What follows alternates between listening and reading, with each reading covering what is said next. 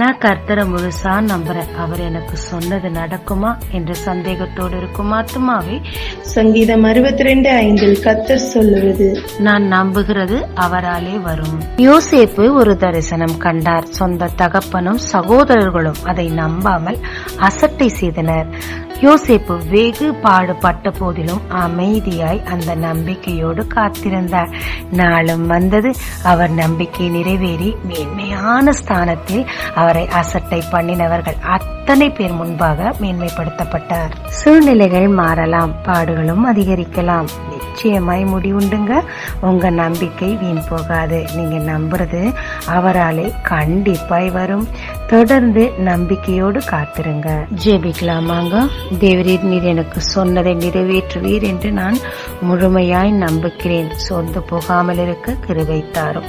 இயேசு மூலம் பிதாவே, ஆமென். இயேசு கிறிஸ்துவின் நாமத்தில் இந்த நாளில் உங்களை ஆசீர்வதிக்கும் ஜீசஸ் விஷன்.